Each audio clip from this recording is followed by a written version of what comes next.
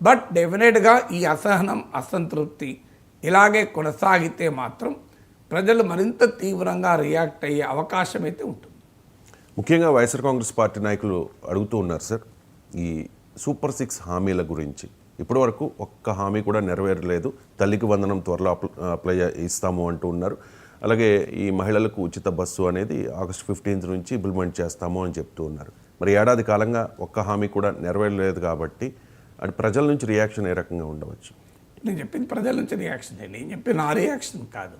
ప్రజల్లో అసహనము అసంతృప్తి ఉంది తప్ప వ్యతిరేకత లేదు అన్నది నేను ప్రజల గురించే చెప్పింది, నా సొంత అభిప్రాయం కాదు. సో వివిధ సర్వేల ఆధారంగా కూడా చెప్తున్నాను. ఎందుకంటే నాకున్న అడ్వాంటేజ్ ఏంటంటే ఆంధ్రప్రదేశ్లో కానీ తెలంగాణలో కానీ దేశంలో ప్రముఖ ఏజెన్సీస్ ప్రముఖ పొలిటికల్ కన్సల్టెన్సీ ఫర్మ్స్ సర్వేలు జరుపుతూ ఉంటాయి. అది నీల్సన్ నుంచి అందరూ ఐపాక్లు రాబిన్సన్లు ఇట్లా రకరకాల వాళ్ళు కమిషన్ చేస్తూ ఉంటారు సర్వేలు. సో ఈ సర్వేలు సమాచారం వాళ్ళు రాజకీయ విశ్లేషణ కొరకు ఆ సర్వే డేటాను ఓ కాంటెక్స్ట్లో పెట్టడం కొరకు పర్స్పెక్టివ్లో ఉంచడం కొరకు నా సలహాకు సహాయానికి వస్తూ ఉంటారు. సో అలాంటప్పుడు ఆ సమాచారం అనివార్యంగా నా దగ్గరికి రాక తప్పదు. మీకు ఇంకా ఆంధ్రప్రదేశ్లో ఇలాంటి సర్వేలు ఎక్కువ జరుగుతాయి కానీ ఎక్కువ సమాచారం ఉంటుంది. నిజంగా చెప్పాలంటే తెలంగాణలో ఉన్న నాకు ఆంధ్రప్రదేశ్ నుంచి ఎక్కువ సమాచారం ఉండటానికి కారణం ఇదే. ఎందుకంటే ఆంధ్రప్రదేశ్లో ఈ సర్వేల గోల ఎక్కువ తెలంగాణతో పోలిస్తే. సో అందువల్ల తెలంగాణలో అయినా ఆంధ్రప్రదేశ్లోనైనా ఎందుకంటే ఈ సర్వేలు జరిపే సంస్థలు ఆ సర్వే డేటాను ఒక పొలిటికల్ కాంటెక్స్ట్లో విశ్లేషించుకోవాల్సి ఉంటుంది. Survey data is a bare statistical numbers. ఈ స్టాటిస్టికల్ నెంబర్స్ను కాంటెక్స్చువలైజ్ చేసుకోవాలి. కాంటెక్స్చువలైజ్ చేసుకోవటానికి ఆ ప్రాంతంలో ఆ భాషలో ఉన్న రాజకీయ విశ్లేషణ చేయగలిగే సామర్థ్యం ఉన్న వారిని అడుగుతూ ఉంటుంది. సహజం, ఇది ఎక్కడైనా అడుగుతారు, మిగతా స్టేట్లో కూడా అది. అందులో జాతీయ మీడియాలో కూడా నేను రాస్తూ ఉంటాను కనుక జాతీయ మీడియా కూడాలో నా పేరు పరిచయం ఉంది కనుక అడుగుతూ ఉంటారు. అలా వచ్చిన ప్రజల నుంచి వచ్చిన సమాచారమే నేను చెప్పేది. ఇదేదో నా సొంత కవిత్వము. దాంతోపాటు నాకున్న కాంటాక్ట్స్ ద్వారా, ఎందుకంటే ఫార్చునేట్లీ నేను 8 ఏళ్ళు శాసన మండలిలో కూడా ఉన్నాను కనుక నాకు అన్ని రాజకీయ పార్టీలు నాపై గౌరవంతోనో విశ్వాసంతోనో నాకు వారి వాస్తవ పరిస్థితులు క్షేత్రస్థాయి పరిస్థితులు ఒక జర్నలిస్టిక్ సోర్సెస్ అంటారే అలా అనానిమస్గా అంటే వాళ్ళ పేరు బయటికి రాకుండా చెప్పేవాళ్ళు కూడా అన్ని పార్టీల్లో ఉన్నారు ఈ 2 తెలుగు రాష్ట్రాలు. ఎందుకంటే వీళ్ళందరూ నాకు 8 ఏళ్ళు కొలిక్స్. ఇందులో చాలామంది ఇప్పుడు మంత్రులుగా ఉన్నవారు, గతంలో మంత్రులుగా ఉన్నవారు, వీళ్ళందరూ 8 సంవత్సరాల పాటు నాకు లెజిస్లేచర్లో కొలిక్స్. అందులో జర్నలిజంలో ఉన్న సీనియారిటీ రీతి ఇవన్నీ తెలుస్తుంటాయి. అందువల్ల నేను చెప్పింది ఏదో నా అభిప్రాయం కాదు, ప్రజల్లో వ్యక్తమయ్యేటువంటి అభిప్రాయమే చెప్పాను. సో ఈ సూపర్ 6 విషయంలో ఏ ఒక్క హామీ అమలు చేయలేదని వైసీపీ అనవచ్చు. కానీ ఇప్పుడు ఉదాహరణకు పెన్షన్ ఉంది, 4,000 చేస్తామన్నారు, చేశాను. ఇక్కడ ఏమవుతుంది అంటే పెన్షన్ 4,000 వచ్చినందుకు సంతృప్తిగా ఉన్నారు. ఎక్కడ ప్రాబ్లం వస్తుంది పెన్షన్ దగ్గర అంటే ఇప్పుడు ఆ పెన్షన్కి 60 ఏళ్ళ వయసు కదా. సో ఈ ఏడాది కాలంలో ఎలిజిబుల్ అయిన వాళ్ళు చాలామంది ఉంటారు. సో ఈ ఏడాది కాలంలో ఎలిజిబుల్ అయిన వారు పెన్షన్కి అప్లై చేసుకుంటున్నారు. ఈ కొత్త పెన్షన్లు చాలా చోట ఇంకా ఇవ్వడం లేదు. ఉన్నవారికి గతంలో వస్తున్న వారికి 4,000 వస్తున్నందుకు సంతోషం. ఈ ప్రక్రియ ఎప్పుడైనా గతంలో కూడా లేట్ కాలేదా అంటే అవుతుంది, నిజమే అది. కానీ గతంలో 200, 300 ఉన్నప్పుడు వెంటనే పెన్షన్ రాకపోయినా ఎవరు ఫీల్ కాలే.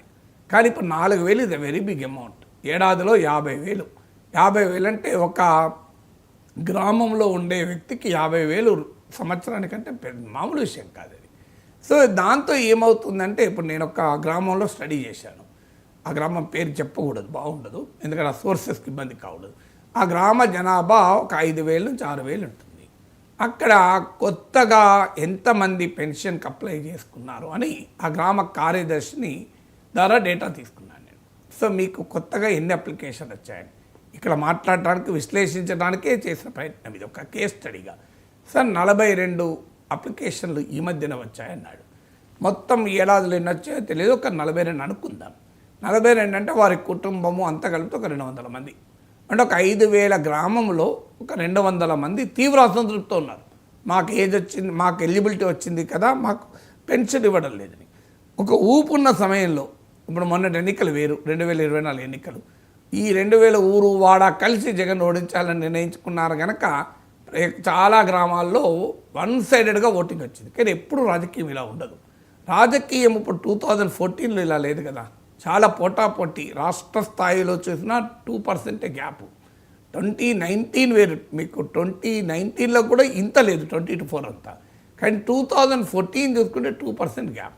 2% అంటే ఎంత? మీరు ఇప్పుడు ఉదాహరణకు 5,000 ఎవరేజ్ రాష్ట్రం మొత్తం మీద 2% గ్యాప్. టీడీపీ కూటమికి అప్పుడు ఉన్న ఎన్డీఏ కూటమి ప్లస్ వైసీపీకి మధ్య. అంటే ఒక 5,000 ఉన్న గ్రామంలో 2% అంటే ఎంత? 100 ఓట్లు. 6,000 ఉన్న గ్రామంలో 120 ఓట్లు. ఈ కేస్ స్టడీ ఎందుకు చెప్తున్నానంటే ఇప్పుడు 100-120 ఓట్ల గ్యాప్ ఉన్న చోట ఫలితాలే తారుమారైపోతాయి. అందువల్ల ఇక్కడ నేను ఒక్క పెన్షన్ విషయంలో అసంతృప్తి 200, ఇంకా మీకు తల్లికి వందనం అవన్నీ నేను చెప్పడం లేదు. ఓన్లీ పెన్షన్ విషయంలోనే నాకు 4,000 వస్తలేవు, నాకు ఎలిజిబిలిటీ వచ్చినా పక్క వాళ్ళకు అనుభవిస్తున్నారు. తనకు రాక పక్కవాడికి రాకపోతే మనిషికి బాధ ఉండదు.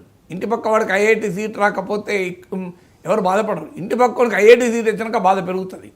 ఇప్పుడు ఇది కూడా అంతే కదా, పక్కవాడు 50,000 సంవత్సరానికి పొందుతున్నాడు, నాకు ఎలిజిబిలిటీ వచ్చింది కానీ నా పెన్షన్ నాకు వస్తలేదు.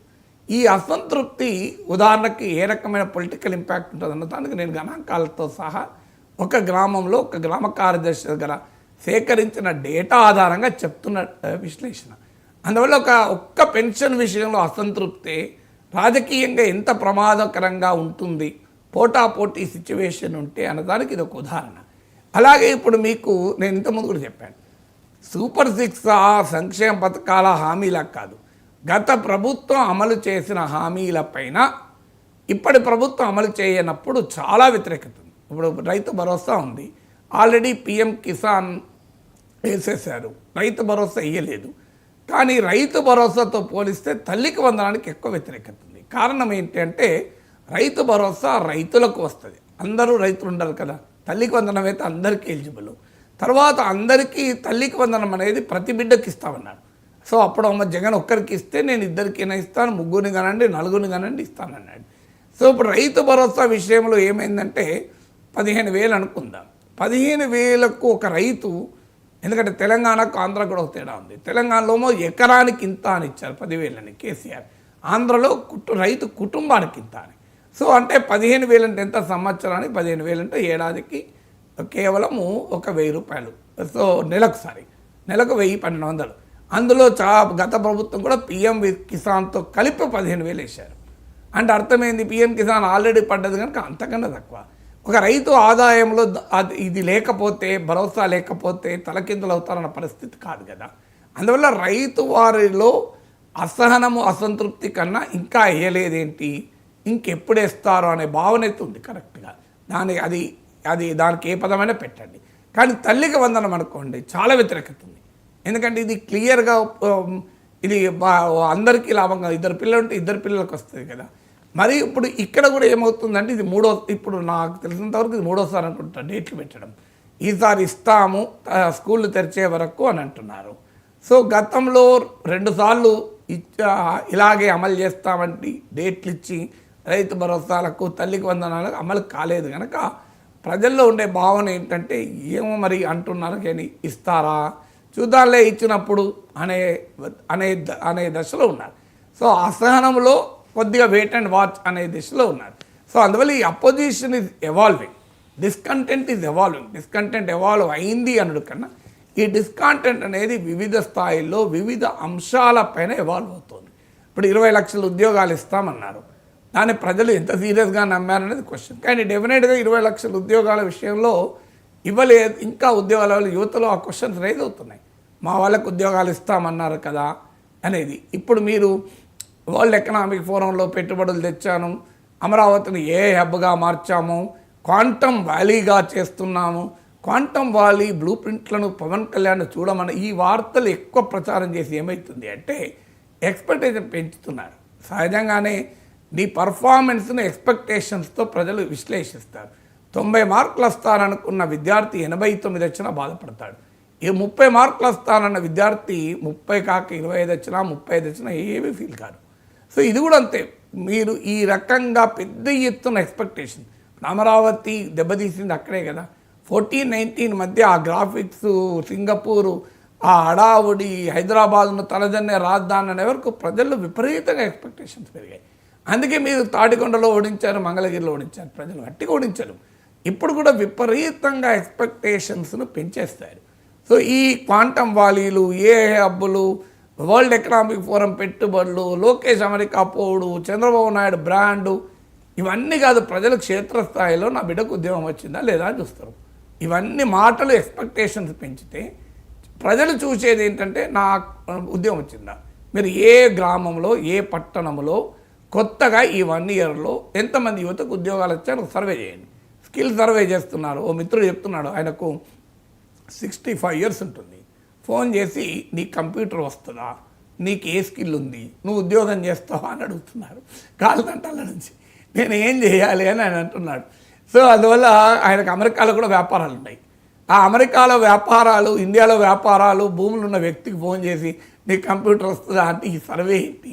మరి ఆ స్కిల్ సర్వే మెటికులస్గా జరగాలి. ఆధార్ కార్డులు పట్టుకొని స్కిల్ సర్వేలు చేయకూడదు కదా. ఈ ప్రిపరేషన్ ఎక్కడ పోయింది అనే క్వశ్చన్ వస్తుంది. అయితే ఉద్యోగాల విషయంలో ఇప్పుడు వాలంటీర్స్ ఉన్నారు. వాలంటీర్లకు 6,000 కాదు 10,000 ఇస్తానన్నారు. కానీ వాలంటీర్లు ఆ స్థాయిలో అసంతృప్తి ఉన్నమాట నిజం. కానీ రోడ్డు మీదకి వచ్చి అమీతులు మీ తేల్చుకునే పరిస్థితులు ఎందుకు లేదంటే 5,000 రూపాయలే కదా. సో 5,000 రూపాయలు ఇంకో రకంగానే సంపాదించుకోగలుగుతారు. కానీ అసంతృప్తి లేదా అంటే అసంతృప్తి ఉంది. మాకు 5,000 అవి కూడా పోయాయి, 10,000 ఇస్తామన్నాడు కదా, 50,000 ఆదాయం వచ్చేలా చూస్తానన్నాడు కదా అని అసంతృప్తి ఉంది. అది ఈ రోడ్డు మీదకి వచ్చి పెద్ద ఉద్యమాలు ఎందుకు నడుస్తున్నాడు? 5,000 కదా, 5,000 ఏదో రూపంలో సంపాదించుకుంటారు. అలా ఇప్పుడు ఈ ఉదాహరణలు నేను చెప్తుంటే ఒక్కొక్క హామీ పైన ఒక్కో రకంగా అసంతృప్తి, అసహనము పరిస్థితి ఉంది. దానికి ఇదంతా చెప్తున్నా. జగన్ పేడ విరగడై ఏడాది, సుపరిపాలన మొదలై ఏడాది అంటూ దీపావళి, సంక్రాంతి కలబోసిన ఒక పండగల ఈ రోజు సెలబ్రేట్ చేసుకుందామని పవన్ కళ్యాణ్ పిలుపునిచ్చారు సార్. అదేవిధంగా సంబరాలు జరిగాయి. అండ్ పవన్ కళ్యాణ్ ఒక ట్వీట్ కూడా చేశారు సార్. ఒకసారి ప్రేక్షకుల కోసం ఆ ట్వీట్ చదివి వినిపిస్తాను. ప్రజా తీర్పుకు ఏడాది, ప్రజా చైతన్యానికి ఏడాది, ప్రజాస్వామ్య పరిరక్షణకు ఏడాది, ఎన్డీఏ కూటమి చారిత్రక విజయానికి ఏడాది, జనసేన పార్టీ 100% స్ట్రైక్ రేట్ విజయానికి ఏడాది. మీరిచ్చిన తీర్పును బాధ్యతగా తీసుకున్నాం. గత తప్పిదాలను సరిచేస్తూ భావితరాలకు బంగారు భవిష్యత్తు అందించేలా రాష్ట్రాన్ని స్వర్ణాంధ్ర 2047 దిశగా నడిపించేందుకు, వికసిత భారత్ 2047లో కీలక భాగస్వామిగా అయ్యేందుకు ఉమ్మడి ప్రణాళికలతో రాజకీయాలకు అతీతంగా ఆంధ్ర ప్రజల ఆకాంక్షల లక్ష్యంగా జనసేన పార్టీ, తెలుగుదేశం పార్టీ